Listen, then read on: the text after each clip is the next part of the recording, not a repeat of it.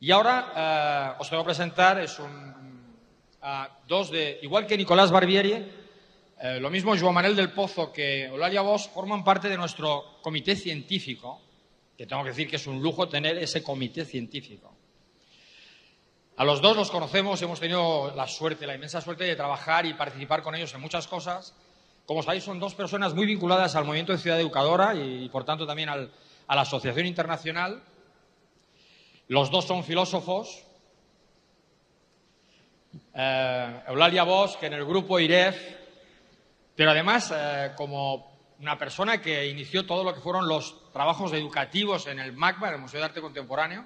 Si digo algo mal, me corriges. Comisaria de muchas exposiciones. Aquí hicimos una preciosa exposición que ella comisariaba, no me da nada, una auténtica barbaridad, una alegría. Y además escritora, libros que hacen pensar, y una persona, ya veréis, muy activa.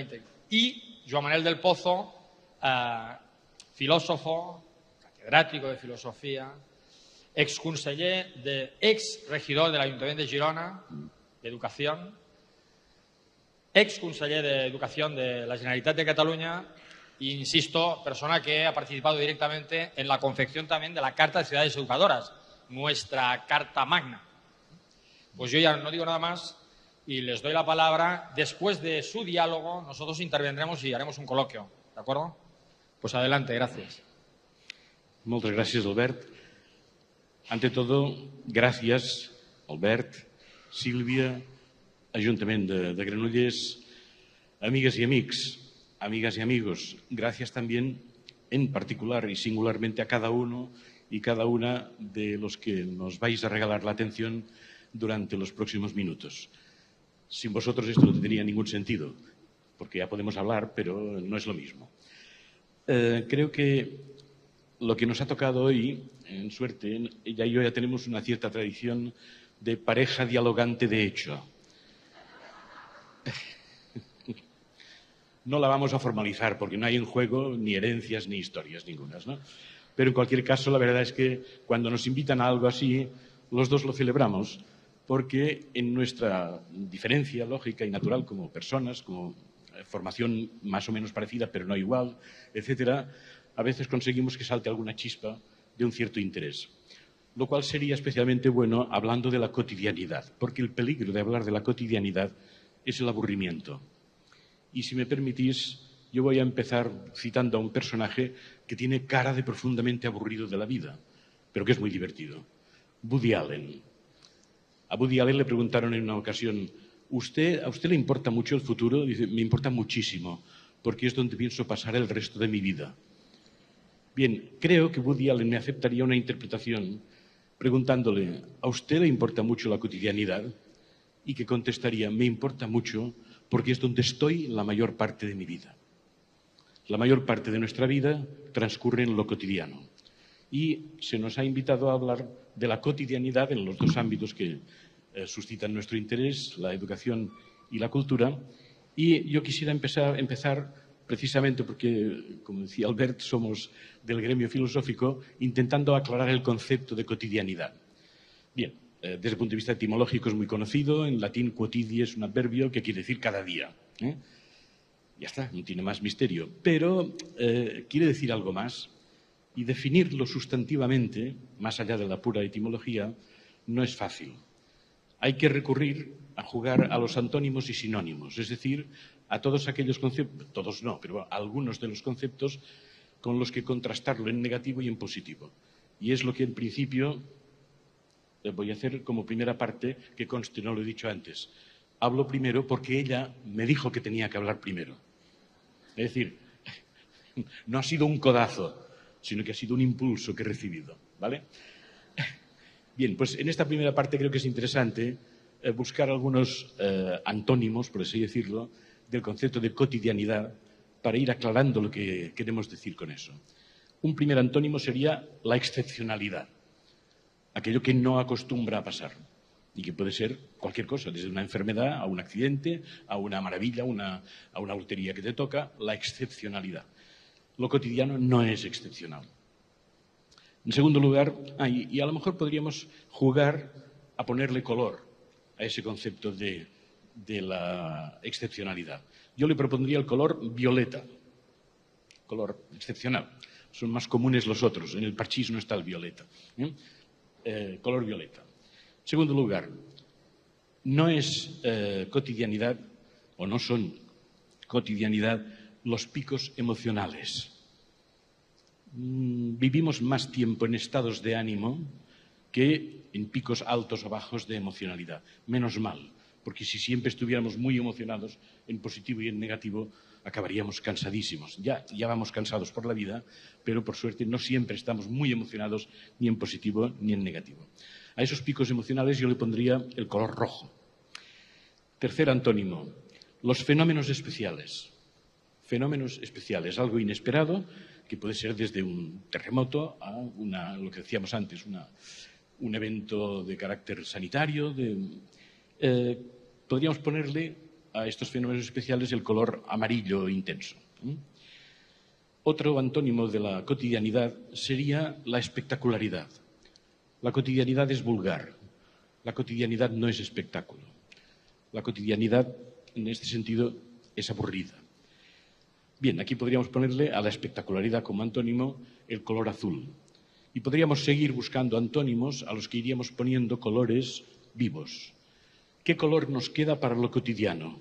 El gris de la vida. La pura casualidad, pero la vida está hecha de casualidades y la cotidianidad cuenta mucho con la casualidad, y sabéis que ha habido grandes novelistas y cineastas que han tocado el tema del azar y de la sorpresa. Es que el último libro que compré y que he empezado a leer, y estoy en la página 40 o 50, es el libro del filósofo alemán Sloterdijk, que se titula Pensar el gris. Pensar el gris. Y dice él, en las primeras páginas que ya he leído, que Cézanne, creo que es Cézanne, si no es Cézanne es un pintor tan bueno como Cézanne, es igual, que un gran pintor dijo, no se es buen pintor hasta que se pinta bien el gris. Porque es muy fácil pintar con el rojo y el verde y el azul y el amarillo, pero pintar el gris tiene su gracia. Y dice Sloterdijk, yo me he sentido motivado a escribir este libro de Pensar el gris creyendo que no voy a ser buen filósofo hasta que no filosofe sobre el gris de la vida. Bueno, esto no es muy emocionante, pero creo que tiene su interés, por lo que decíamos antes, porque en lo cotidiano pasamos la mayor parte de nuestra vida. He sacado fotocopia, para no llevar encima el libro, que pesa un poquito, de lo que dice él describiendo el gris de la vida. Dice, traduzco directamente el catalán, a lo mejor tengo algún momento de duda. Bajo este discreto nombre de color gris, entran en vaga simbiosis una cantidad grande de percepciones, valores e impresiones. Atención que ahora viene la descripción de lo cotidiano. La cosa indiferente, incómoda, aproximativa, incierta, no resuelta, indefinida, lo que se prolonga demasiado, lo que siempre es igual, lo unidimensional, lo que no tiene una tendencia definida, lo irrelevante, lo amorfo, lo inexpresivo, lo escondido, medio neblinoso o monótono, dudoso o ambiguo o ligeramente repulsivo, eso que pertenece a un pasado lejano o encubierto entre telarañas o cubierto de ceniza, lo archivable o lo característico del noviembre o del febrero. No es poca cosa lo que navega por las aguas de la cotidianidad. Fijaos que es una descripción larga, pero que recoge una serie de características que asociamos a nuestro vivir cotidiano. Bien, lo interesante es que sigue Sloterdijk en su reflexión, que comparto plenamente, si no, no lo diría, evidentemente, con que en positivo todo esto que él acaba de decir, como si fuera más bien negativo, en positivo esto es lo que constituye lo que en la filosofía contemporánea algunos autores pusieron de moda ya en los años 20 del siglo pasado, o sea, hace 100 años. Husserl, después Heidegger, pero sobre todo un filósofo de mucho peso filosófico-político como es Habermas. Habermas habla a menudo de la importancia del mundo de la vida Y lo hace porque es consciente de que desde la filosofía, desde el pensamiento más abstracto, nos refugiamos muy a menudo en abstracciones que no tocan para nada la piel de las personas. Y entonces dice, hey, no tenemos que olvidar que hay que filosofar, y especialmente filosofar políticamente, la filosofía política o la ética, sobre el mundo de la vida. Y es lo que hace este autor, que es recoger la idea de Habermas y comentarla de la siguiente manera, si soy capaz de recuperar la página. Aquí está. El gris que nos hace pensar, entendido como concepto o como figura metafórica o metonímica, se asigna a lo indeterminado, representa el grado medio, neutro, no marcado, la inserción en la vida ordinaria más allá del placer o el desplacer. Si no fuera un color, lo llamaría cotidianidad. Como ambiente, como zona intermedia, como environment, pone aquí, como ambientación de costumbres, conversaciones y aromas a los que estamos expuestos por nacimiento o por escapatoria, acaba siendo todo esto el mundo en su conjunto. Construye efectivamente el horizonte o el lugar del ser, con su séquito de propensiones, incertezas y peligros difuminados. El mundo de la vida es, sobre todo, un horizonte, un medio ambiente, es un elemento, digamos, profundamente contextual, que resulta que es precisamente lo más vital de nuestra vida. En cantidad, sin duda, porque por suerte tenemos más cantidad de cotidianidad que de excepcionalidad, pero también en calidad. Si me permitís, y aquí cierro yo mi pequeña introducción previa, invitado por mi estimada par. Bueno, mi pareja de baile empezó como debía, es decir, respondiendo a su gran sabiduría acumulada día a día. Tengo que decir que uno de los principios de nuestras conversaciones es que no nos decimos nada absolutamente de lo que vamos a decir. Es, por tanto, una conversación en primera instancia.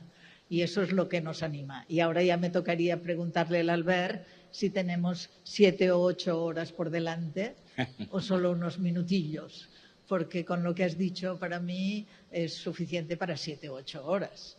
Y también tengo que decir, no solo gracias de estar aquí, sino que estoy feliz de estar aquí, porque cada vez que vengo es una experiencia inolvidable. Por tanto, no solo lo agradezco, sino que además estoy completamente emocionada, en pico de emoción en este momento. Esto no es un acto cotidiano, por tanto. Exacto, exacto.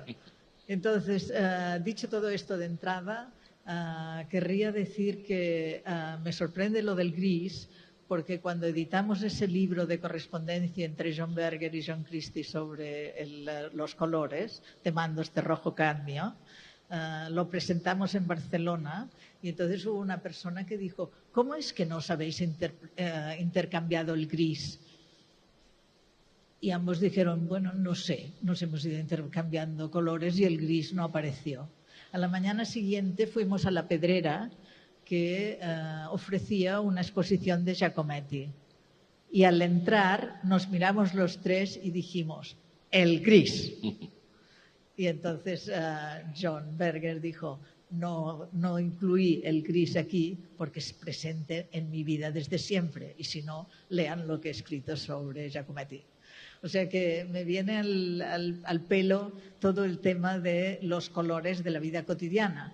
Sobre todo porque para mí la vida cotidiana no es nada de todos los adjetivos que han sido leídos, aunque los reconozco y entiendo que la vida cotidiana no está de moda porque se define así, porque de una manera u otra se percibe así. Y, por tanto, no es algo que no esté de moda, es algo que está bandeado. Y entonces, ¿qué hacemos? Compramos comida hecha por teléfono y nos atrae el globo, intentamos que la vida cotidiana, cuando se transforma en vida doméstica, casi desaparezca, porque es un rollo. Para mí es el lugar de mi vida. O sea, es el centro de todo lo que he dicho, escrito, deseado. Ahí radica exactamente mi interés. Por tanto, por eso decía que tenemos 7 u 8 horas para empezar a cocer. Si me permites, Sí. un brevísimo paréntesis. Con lo que estás diciendo, recuerdo lo que al venirme la tos antes ha quedado por decir y que creo que tiene algún interés. Para no hablar de la negatividad de lo cotidiano, iba a decir que creo, y espero no creerlo yo solo, que la felicidad no es la felicidad de lo excepcional, sino la felicidad de lo cotidiano. Es decir, que en realidad lo importante de la vida es ser feliz en lo cotidiano. En lo excepcional no somos felices, estamos eufóricos o trágicamente tristes, picos emocionales tal. Pero la felicidad, si es algo, es la felicidad de lo cotidiano. Es decir, por decirlo así, el color de la felicidad sería el gris. Y disculpa por la interrupción. No, por favor, esto es una conversación. Yo lo que quiero decir de todas maneras es que la vida cotidiana de la cultura, si vamos a empezar por ahí, la vida cotidiana de la cultura tiene 2 polos, como la electricidad. Cuando cambiamos un enchufe y tenemos que conectar 2 polos distintos. Uno es muy visible y el otro es casi invisible, pero tiene una presencia hondamente enraizada. La cultura institucional es el polo que todos reconocemos y le podemos poner espacios y tiempos concretos en cada una de nuestras ciudades. Y lo hemos aprendido desde muy pequeños. Desde muy pequeños sabemos que aquello que se llama cultura tiene sus lugares en los museos, en los teatros, en los cines, en los auditorios, bla, bla, bla, bla, bla. Y en cambio hay otro polo que no lo reconocemos o lo vivimos como invisible porque vivimos inmersos en él. Y donde tú estás metido no lo ves, no tienes distancia para verlo. Pero en realidad es una sopa cultural, ese otro polo, en el que nosotros vivimos cotidianamente y al que llamamos generalmente normalidad. Es lo normal para nosotros. Y esa normalidad solo se pone en cuestión cuando viajamos. De ahí lo importante que es moverse de casa. Cuando nos vamos a otra parte, reconocemos que nuestra normalidad no es normal y, por tanto, tenemos la distancia para ver la normalidad. Mientras que cuando estamos en casa es muy fácil decir la cultura y el museo son de la misma familia, mientras que la cotidianidad no tiene nada que ver con la cultura. Hago una intervención para decir que en la presentación de Nicolás yo decía que los números que él ha presentado yo los leo desde la máxima alegría y esperanza. ¿Por qué? Porque cuando la gente es preguntada por lugares de cultura, empieza a salir la playa, empieza a salir la plaza, que imagínate que era la primera de todas los lugares comunitarios. Empiezan a salir un montón de cosas que son realmente la parte invisible de la cultura. Y por tanto nos pone a todos en una relación como si cambiáramos un enchufe, que tenemos muy claro un cable, el otro no tan claro, pero solo habrá luz cuando los dos se puedan enchufar. Quiero simplemente, para terminar esta presentación mía, decir que cuando nos referimos a la cultura en relación a los niños y a los jóvenes, generalmente le llamamos educación.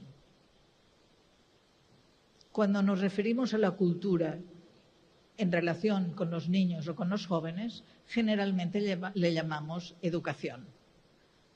Y, por tanto, cuando se dividieron los 2 ministerios de Cultura y Educación, se dividieron 2 presupuestos. Y allá nos liaron la vida, porque pensamos que los 2 presupuestos eran para 2 cosas distintas, no para una misma cosa que tiene 2 nombres.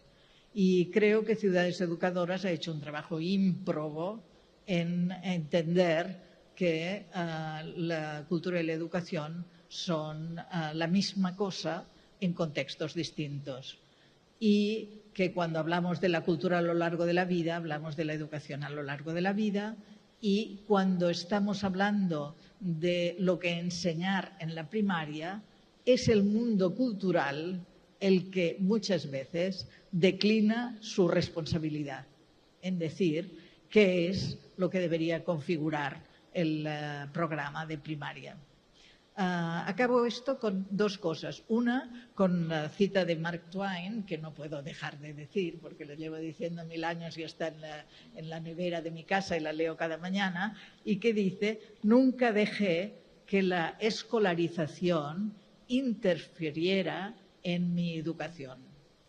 Nunca dejé que la escolarización interfiriera en mi educación.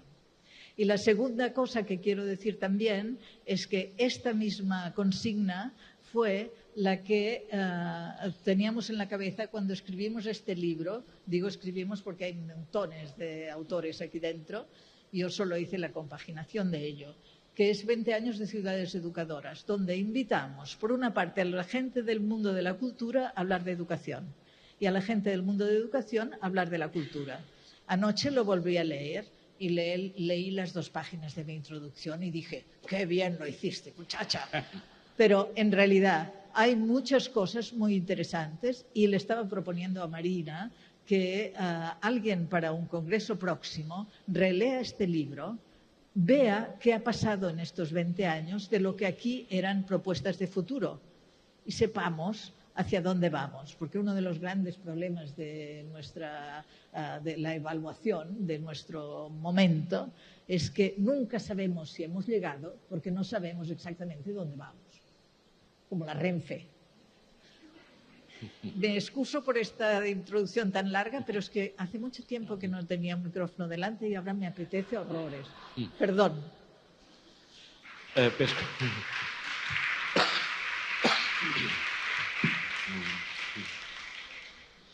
Bien, recojo la cita de Twain, que efectivamente ya te la he oído algunas veces y me ilustra mucho, para recoser el hilo de mi intervención anterior en la línea siguiente. La cotidianidad, entendida, has dicho la palabra también que yo no había dicho, pero que conecta perfectamente, como normalidad, como el transcurrir en el mundo de la vida, nuestro movimiento habitual.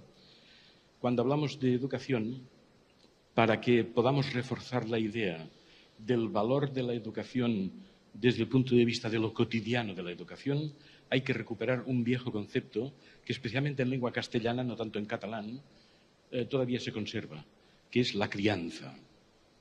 Educación es sinónimo de crianza o crianza es sinónimo de educación. Y crianza, que para muchas personas suena como crianza alimenticia, que lo es, tiene conexión con el origen etimológico de educación, que se suele decir mal. La etimología ordinaria de educación se asocia al verbo latino educere, que sería sacar. Sacar al niño del estado de ignorancia y llevarlo al estado de saber. No.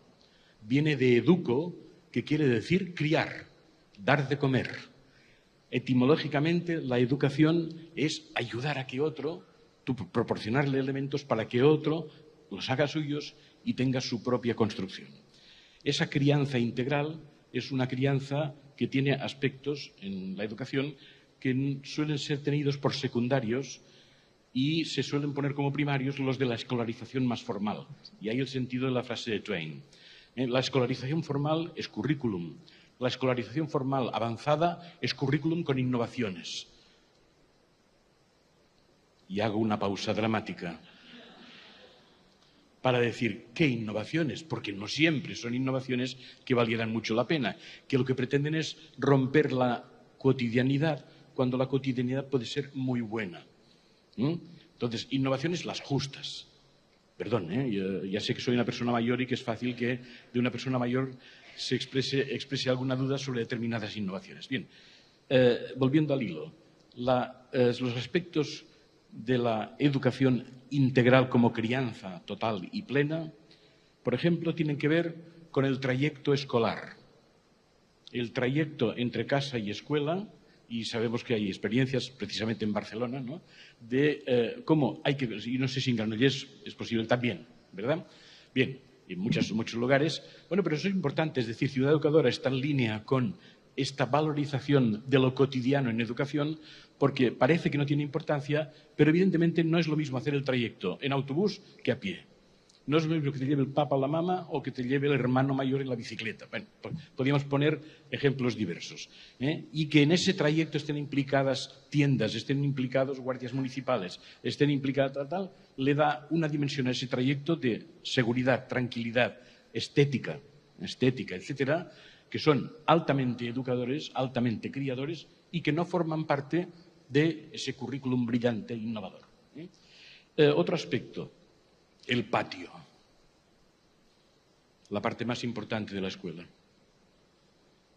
Ahí no hay currículum. Qué suerte. Permíteme una anécdota personal.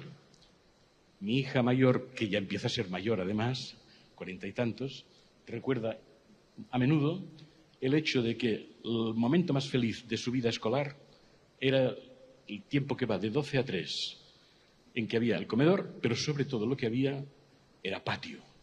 Y vivíamos entonces en Figueras y, como dirían los asturianos, amigos asturianos, se iban bajo una figal. Y una figal en el patio y las amigas construían ahí su autocrianza. Había una amiga de ellas que tenía a sus papás muy cerca de la escuela y se iba a comer a casa. La consideraban una desgraciada. De verdad. Es más, con el paso del tiempo se confirmó que lo era. Porque el resto, las que estaban bajo la figal, siguen siendo amigas ahora con 40 y tantos años y aquella se perdió. Porque no participaba de esa crianza elemental y fundamental que es el hablar, el intercambiar, el jugar, etc. Bueno, pues la cotidianidad del patio, el valor extraordinario del patio. He dicho también, pero ya de paso, la alimentación, muy importante que esté integrada también en la escuela, el tema del comedor. Las extraescolares, y aquí es un mundo en el cual no vamos a entrar en detalle, y las presencias de los niños y niñas y de la escuela como tal en los espacios públicos distintos. Todo esto no es educación en el sentido que gusta a determinados teóricos de la cosa, pero resulta que tiene vías de trabajo que desde la perspectiva de ciudad educadora son altamente productivas para que se produzca una educación no interferida por la escolarización. Quiero seguir un hilo de este tema, que es el de cómo los pasillos de las escuelas, cuando la puerta está abierta, coinciden con las calles. Es decir, la relación que hay entre el pasillo de una escuela y la calle. En realidad se explica que en la escuela estamos educando a una generación para que sea capaz de moverse libre en la calle. Y creo que ahí hay una metáfora magnífica, que es el paso de esta puerta que separa y protege la calle interior, que es la de la escuela, de la calle exterior, que es la de la ciudad o la del pueblo. En muchas ciudades, en Barcelona especialmente, ha sido muy criticado, defendido, muy cuestionado todo el tema de cómo frente a una escuela se crea un espacio de protección porque los niños pueden salir disparados. Este salir disparado es lo que debemos pensar sobre esto. Es realmente salir disparado todos los días. En este sentido, quiero recomendar muy mucho un proyecto que se llamó Ciutadella amb ulls d'infants, que es una guía de Ciutadella en Menorca que se hizo en una escuela pensando en que todas las guías que había de Menorca eran para los mayores, dónde debían ir, dónde encontrarían la prehistoria, dónde encontrarían todo lo que tenían que encontrar, incluso el cóctel de la noche. Pero, en cambio, no había una guía de niños dirigida a los niños que visitaban la isla.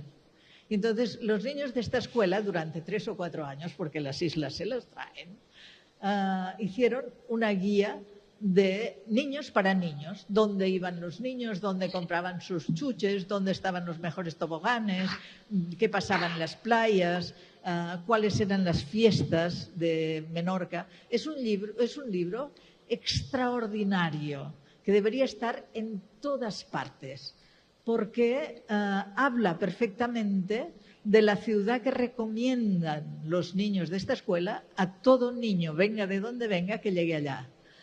Yo escribí para este libro que amo tantísimo un prólogo que se llamaba Pasillos y calles. Y ahí es donde entendí, gracias a ellos, esta relación entre el interior y el exterior. Y lo digo porque ahora en Barcelona es bastante usual ver que escuelas que tienen realmente espacio muy reducido se hacen con un espacio exterior sin coches, si lo pueden hacer, ponen unas vallas y dicen atención espacio escolar. Yo vivo al lado de una escuela que tiene eso y voy, como a mí me gusta la vida cotidiana, voy con mi carro de compra y paso por allá y veo a los niños jugando y les saludo y me saludan y empezamos a tener una relación de vecindad. Magnífico.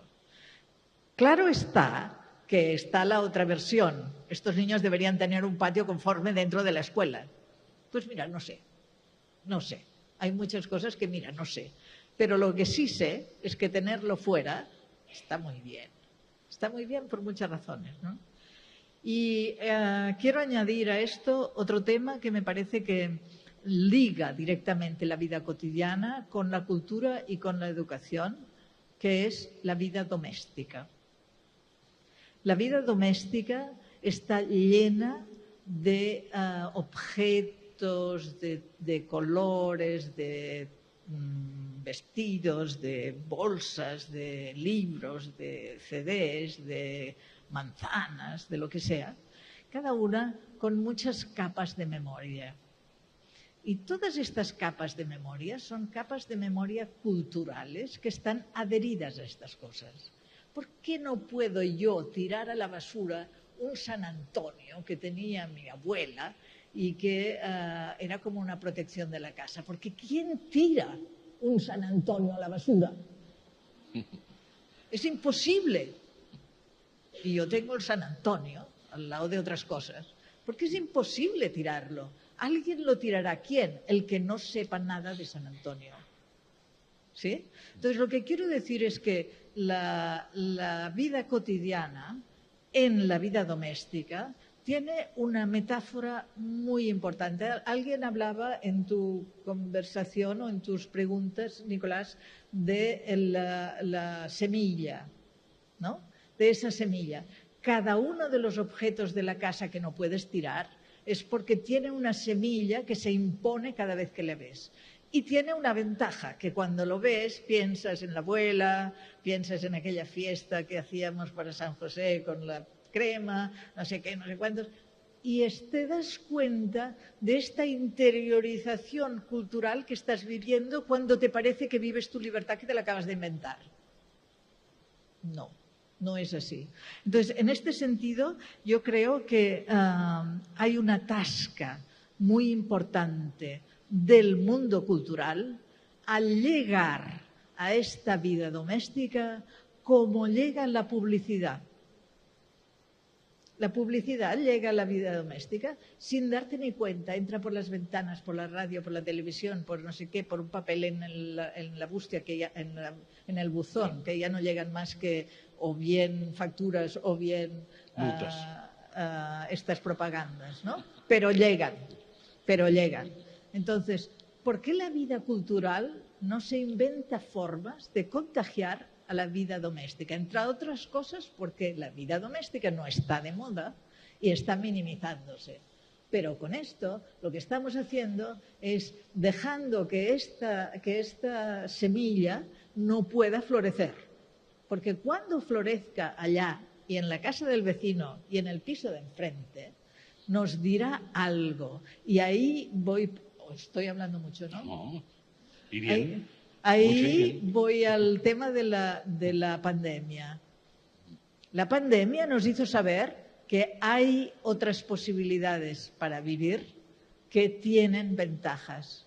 ¿Con qué nos hemos quedado? Con los inconvenientes. Y ahora la frase, ¿cuál es? Ya estamos llegando al nivel del 19, antes de la pandemia. ¿Pero esto no es un retroceso? Es decir, cuando no podíamos salir y, por tanto, hablábamos con el vecino de la puerta de enfrente empezamos a saber cómo se llamaban nuestros vecinos. Empezamos a saber que teníamos una relación que si un día teníamos un problema nos podían ayudar. ¿Qué ha pasado con todo esto? ¿Qué ha pasado con poner un ordenador y decir, pues ahora voy a ver el concierto del Metropolitan? ¿Qué ha pasado con esto? ¿Qué ha pasado con todo lo que aprendimos de todos los fondos de los museos, que los podíamos ver bien y que parecía que alguien te estaba invitando? Allá alguien te estaba invitando. ¿Qué ha pasado con todo esto? Pues ¿qué ha pasado? Que se ha levantado la manta de ya estamos llegando a los números de producción o de turistas del 19. Maldita sea, ¿no? Maldita sea. Porque quiere decir que no hemos aprendido nada de la parte buena, que era poca porque la mala fue muy grande, de la pandemia. Me callo. No, por favor, puedes seguir. Bien, cuando has hablado de la vida doméstica, has subrayado un aspecto esencial de la cotidianidad que nos puede hacer felices o desgraciados, evidentemente.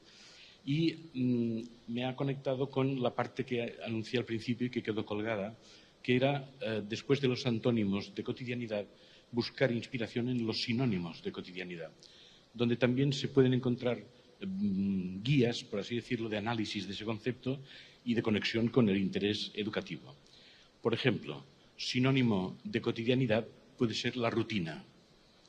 La vida cotidiana es rutinaria. ¿La rutina es buena o es mala? La verdad es que hay rutinas buenas y rutinas malas. La rutina es un cierto orden, una cierta repetición, y la rutina es mala cuando ese orden es sin alma o sin significado, como decías. Pero, sin embargo, si es con significado, puede ser muy buena. Por ejemplo, para la lectura. El momento de la lectura, la rutina de leer cuando sea, no voy a decir una hora concreta, pero puede ser una rutina buena. Otro sinónimo de cotidianidad sería la continuidad. Lo cotidiano tiene un carácter de continuidad. ¿La continuidad es buena o es mala? Hombre, es buena como estabilidad y es mala como estanqueidad. La estabilidad es buena porque ser inestable significa no tener control de la propia vida. Pero, sin embargo, si se asocia a la estanqueidad, a la negación del cambio o de la transformación, recordemos que antes se habló de la diferencia entre cambio y transformación, entonces obviamente es mala. También se puede decir que la cotidianidad es una cierta mediocridad. Y ahí tenemos una inspiración del viejo y sabio Horacio. Muy buena si es áurea mediocritas. La mediocridad brillante y áurea, que es la mediocridad de la poesía, la mediocridad en el sentido de el equilibrio de las cosas óptimas.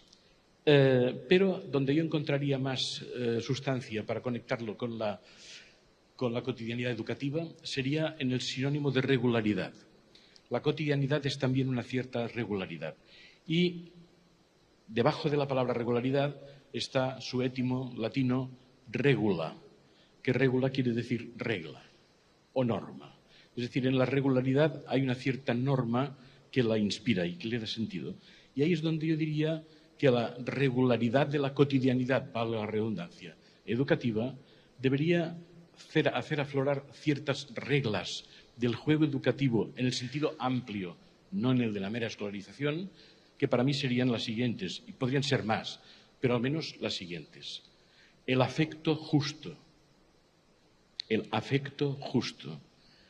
Digamos que en el mundo educativo cotidiano fluya el afecto, fluya la estimación. En su medida justa, porque demasiado afecto es paternalismo, es sobreprotección y es, por tanto, deseducación. Afecto justo sería una regla de fondo, respeto sincero sería otra, y al decir respeto decimos mucho más que cortesía. La cortesía es un respeto formal, es el respeto que se tienen los diplomáticos que se sonríen pero después se dan la puñalada trapera. No. Respeto en el sentido etimológico de la palabra, respicere significa mirar de nuevo o mirar atentamente.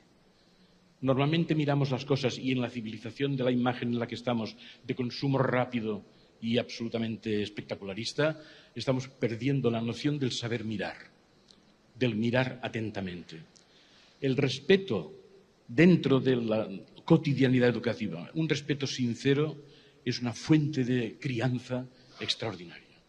Porque uno de los mayores fracasos educativos siempre es el del niño o niña, joven, quien sea, que no se siente respetado, que se cree un don nadie para su maestra, para su maestro, para el director, para la directora. Ese respeto es absolutamente esencial. Tiene una proximidad muy grande también, desde un punto de vista ético, con la idea de tolerancia serena, de reconocimiento que en la diversidad hay que saber encajarse y hay que saber moverse con fluidez y sin encontronazos. La disposición cooperativa. Bueno, y paro aquí, porque podríamos seguir diciendo, debajo de la regularidad de la cotidianidad educativa hay una serie de reglas elementales no escritas en grandes tratados de pedagogía, no escritas en leyes transformadoras supuestamente del sistema educativo, etcétera, etcétera, pero que son la sal de la vida educativa, la sal de la crianza, de la buena crianza. Me encanta lo de la sal. Me encanta lo de la sal educativa, me encanta. Sí, lo tomo para hacer una pequeña propuesta o una cosa, no sé, algo que nos lleve a este congreso magnífico en el que estaremos todos y para el que probablemente nos habremos comprado una camisa nueva. Y quiero decir esto en relación a lo que dije antes de la ciencia y las artes. O sea, es tiempo de que la ciencia sea reconocida, y cuando hablo de la ciencia física, de la ciencia química, de la ciencia biológica, es decir, del saber acumulado. Si dejamos fuera el saber acumulado, desde un museo de arte, de historia, de lo que sea, vamos mal. ¿Cómo irían, por ejemplo, nuestros castellers? ¿Cómo se debe decir esto? Los que hacen los castillos de gentes, de personas. ¿Se llama castellers? Pues, ¿cómo harían los castellers si no tuvieran en cuenta los principios de la física? Pues todos en urgencias, a la mañana siguiente. ¿Sí o no? Entonces, nada puede dejar al margen nuestro conocimiento adquirido, que ya lo hace Trump y todos sus secuaces. Y mira cómo vamos.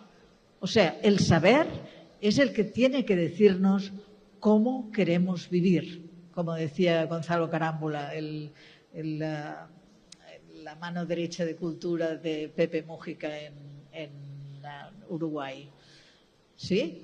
Entonces, quiero decir esto, y con él, con los dos, con Mújica y con Carámbula, me voy a Uruguay por un momento y digo que Torres García, que es un artista que une Barcelona con Montevideo, hizo una colección importantísima, perfecta, de dibujos y de ideas que se llamaba La ciudad sin nombre, y que él empezaba diciendo que se imaginaba llegando a una ciudad que no tenía nombre, que no le conocía a nadie, que él no conocía a nadie, ni nadie le conocía a él, y por tanto podía vagar por la ciudad con mucho gusto. Y podéis ver todos los dibujos y todas las cosas preciosas de la ciudad sin nombre. Hoy en día estaba yo pensando que nuestras ciudades son a la vez ciudades con nombre propio y ciudades sin nombre. Porque les han pasado tantas cosas a nuestras ciudades en tan poco tiempo que han ido borrando su nombre o reafirmándolo de una forma rara. Entonces, los modos de vida que se han ido incorporando, las creencias dispares, los objetivos y los deseos de los ciudadanos, a veces se desdibujan.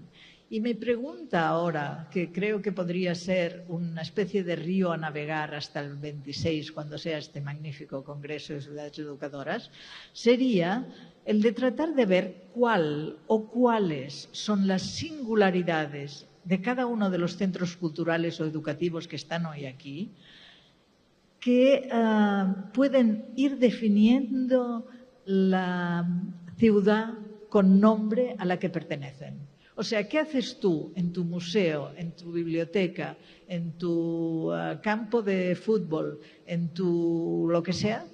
¿Qué haces que vaya en la línea de que tu ciudad sea una ciudad con nombre propio? No es nada fácil de contestar, a mí no me gustaría que me lo preguntaran, pero quiero decir que me parece que hacer un movimiento en este sentido es distinguir los aspectos del trabajo cotidiano que hacen los centros culturales y educativos en los que vosotros trabajáis para que la ciudad tenga realmente un nombre en el sentido más profundo de esto.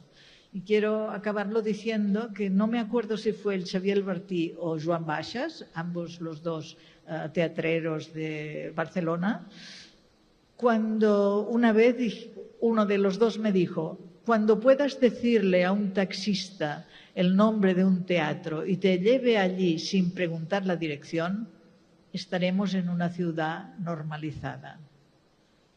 Imaginadlo vuestro centro, que tú puedas subir a un taxi y decir: llévame al MACBA, o llévame al Teatro Nacional, o llévame al Liceo, y él te lleve.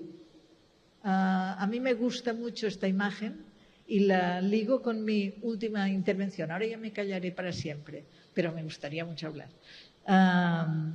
Me ha venido sugerido por la introducción que ha hecho la alcaldesa sobre la apertura de este lugar.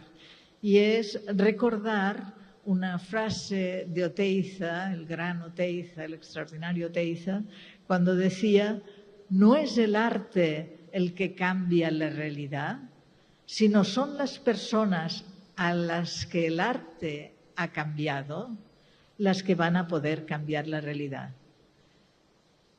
¡Qué bonito! No es el arte el que cambia la realidad, sino las personas a las que el arte ha cambiado. Entonces, mi sugerencia es: vamos a cambiar nosotros. Y si cambiamos nosotros, ¿qué cambiará de nuestro trabajo?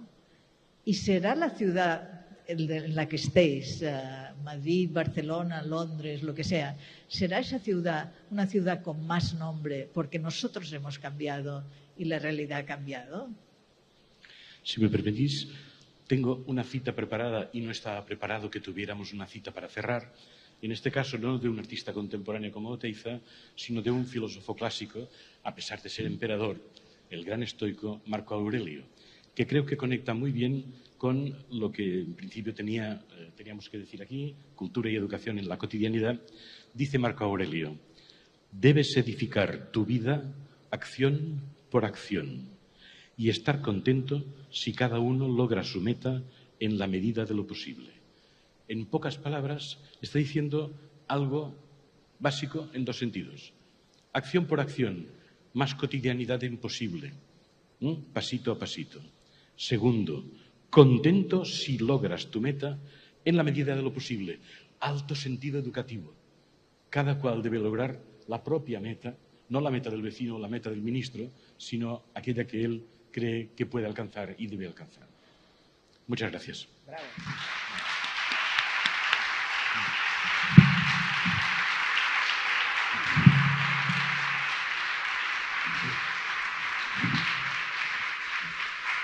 Sí. Bien. Hola.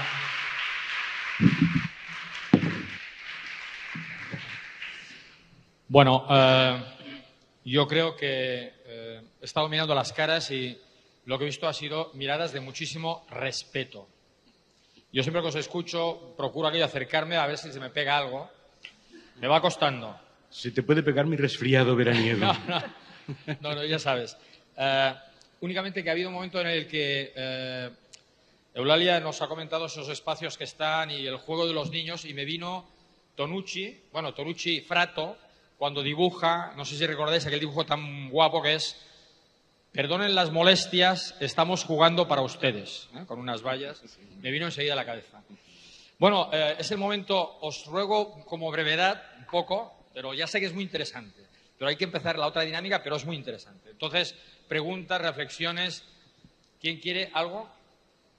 No, tampoco es cortés. Si alguien... Muy bien. Gemma. Recojo primero preguntas. Bueno, más que pregunta, cuando haces esta reivindicación de los saberes acumulados, ¿no?, de la ciencia y el arte, a mí me viene siempre a la cabeza... No se oye? No t'entenem. ¿No? No. A veure? Més fort. No, digo que cuando hacéis esta reflexión sobre el saber acumulado, ciencia y arte, a mí me viene siempre a la cabeza una palabra con la que yo he trabajado mucho, que es patrimonio, que es un concepto que dejamos bastante también fuera, como la ciencia, ¿no? Y que parece que cuando hablamos de derechos culturales, antes también cuando hablaba Nicolás, no está este derecho al saber acumulado, ¿no? Y en mi caso, que bueno, estoy ahora trabajando con un patrimonio que es el de esta cotidianidad, de este mundo rural que lo que hacía era plantar y recoger para comer, ¿no? Y para sobrevivir, pues creo que también tiene mucha fuerza, ¿no? La idea de patrimonio como la idea de herencia y como la idea de vinculación con esta riqueza, no sé. Es que no hay duda. Sí. Es que es así. Más intervenciones Sí, por sí. ahí.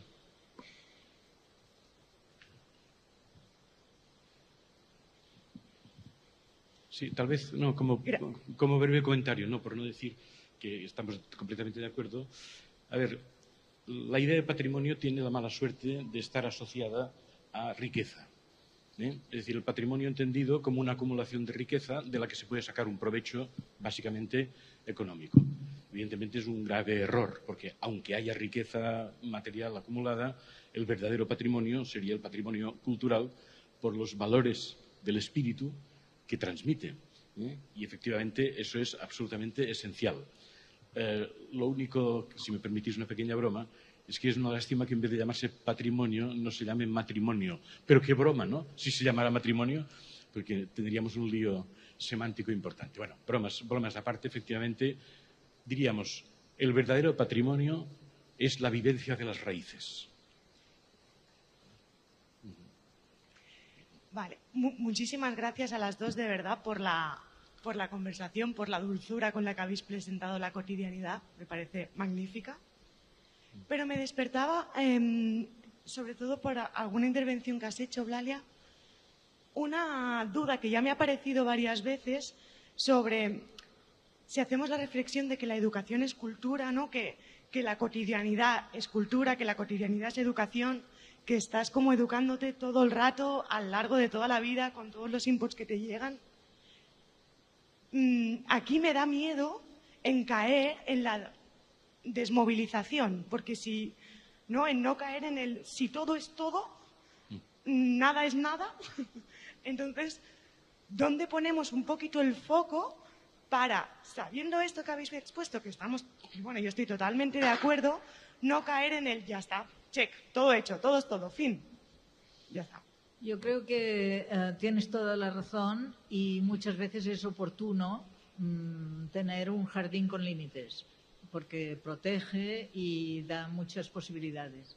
Pero el paso es que nos hemos pasado por la otra parte. Nos hemos pasado en separar la cultura y la educación. Y al separarlo, hemos descargado la cultura de la necesidad de transmisión. Y como decía muy bien una obra de teatro que se llamaba Après-moi les Deluge, que era de la Lluïsa Cavallé, de la Lluïsa Cunillé, que había un personaje que decía, nosotros, era un africano, y decía, nosotros no nos podemos morir hasta haber pasado todo lo que sabemos a otro, porque si no, nuestra sociedad desaparecería. Entonces, esta responsabilidad la hemos puesto sobre los maestros.